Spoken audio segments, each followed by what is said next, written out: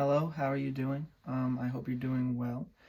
Now, I'd like to talk about this SUV. Um, so basically what I feel like is that there were a lot of flaws in the last one that was put out in 2010. There was no side airbags, there was no safety for kids, there wasn't great safety features, and there was no stability control, or at least not a lot. And also, what it tended to do was drive people out of lanes because its width was so big. Now, there are a lot of issues with that last one, and I know that people are going to remember that with our revival of this car. But I feel like if we market it correctly, then we can definitely make a huge breakthrough with this SUV. So obviously what we have to do first is let the consumer know that we are shrinking it in width to make it easier for cars to pass. Obviously we don't want any accidents on our behalf because the width of the car is obviously too big for the road. And definitely also with parking lots, if a car pulls into a parking lot and grazes another car, hits another car, that's definitely a hassle for insurance companies, and then it's also on our behalf because the manufacturing of our car wasn't correct.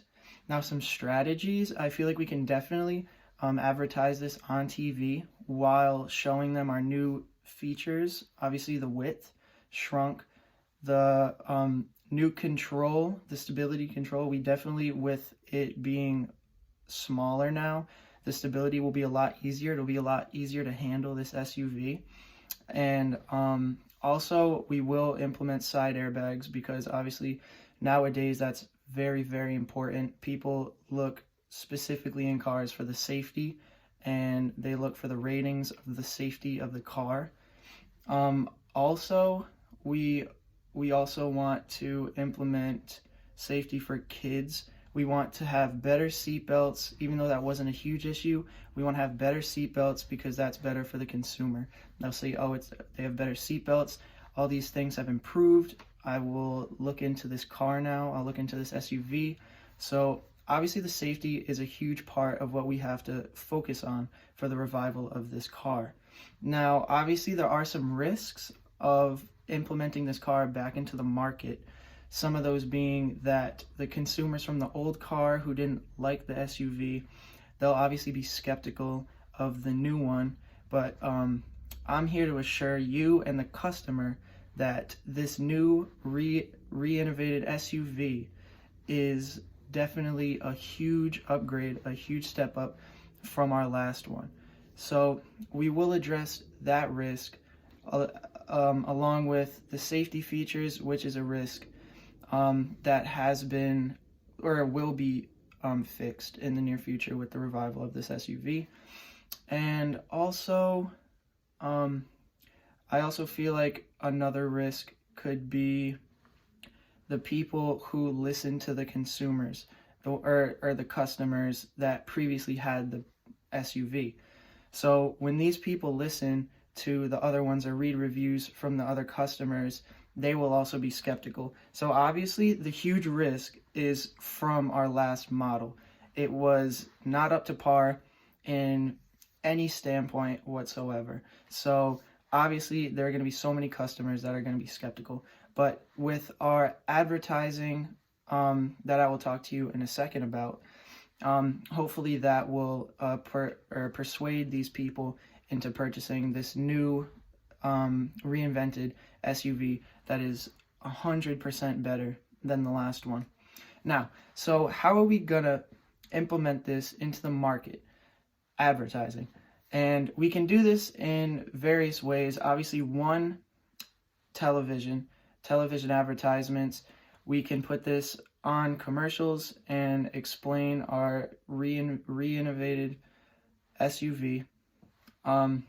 With that being said, all the customers will see all the new benefits and the similarities and differences from the last one, and they will want to buy a car. And obviously, with the pandemic going on, there's a lot more people watching TV, and there also are a lot more people wanting to buy cars because a lot of people have not been able to, I guess, have as much fun as they used to. And I mean, they've been putting a lot of miles on their car because they can't really do much outside, so they have to go on road trips or drive. So they've put a lot of miles on their car, and obviously every year new kids are buying cars. They're 16, 17, they're looking for a car.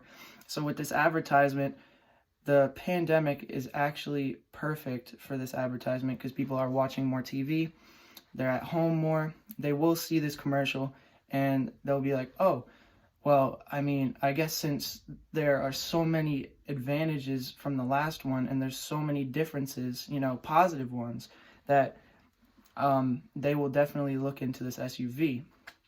And I do feel like this is a good time to revive this SUV.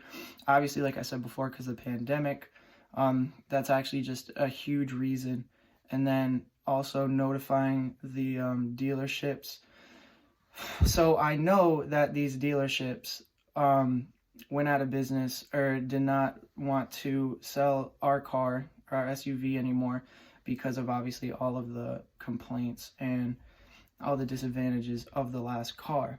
Now, I feel like we need to notify the dealership right away, because it's very important that they know that we are trying to revive it. But we're not just going to notify them out of nowhere.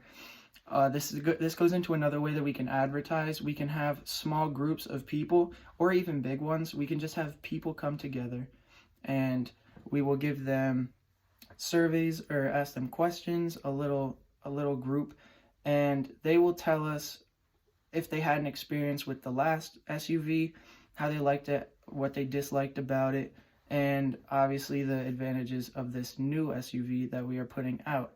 And whatever they explain to us, we will use that as information to give to the dealership to show them that there was a huge turnaround with people who didn't like the previous SUV to people who are now thinking of buying it.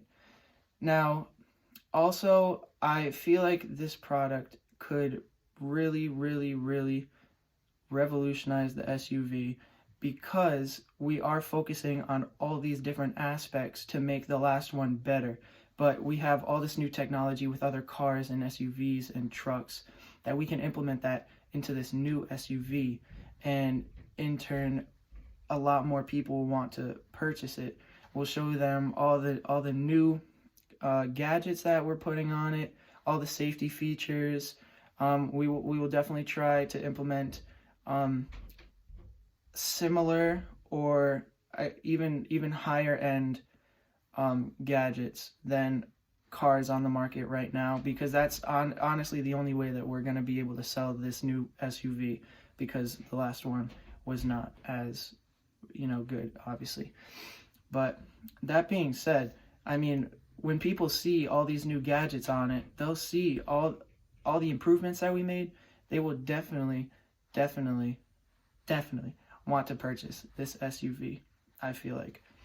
Now, with all the marketing strategies I said, obviously advertising, we can obviously put it over the radio, have radio stations talk about it, maybe even gift some of the radio hosts a car, the SUV, for maybe like a week or so, have them drive it around, and then give their honest opinion of what they think about it on the radio. And that'll obviously create a huge buzz with people who listen to that radio station, and in turn, we will get more customers who want to purchase this SUV. And obviously, the customer's voice is very, very much important in this revival of this SUV. Now, the customer is that's the focal point of what we're doing. The target market, obviously, anywhere from 17-year-olds who parents want a very safe car for their child, all the way up to retired people, older people. Like, this car is perfect for anyone. It's an SUV, so it can carry kids around. Even with kids who are wanting to buy a car for like their first car, they'll have a lot of space to drive their friends around, which obviously is a huge priority for high school, college kids. They want to get to work, but they also want to have fun with their friends, and the space of this car will definitely provide that for them.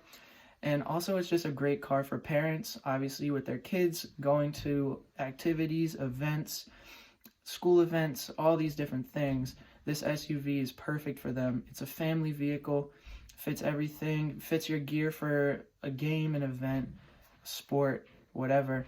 It's perfect for that. And then just I don't know, people who love SUVs, people who love bigger cars, obviously it'd be higher off the ground than a sedan.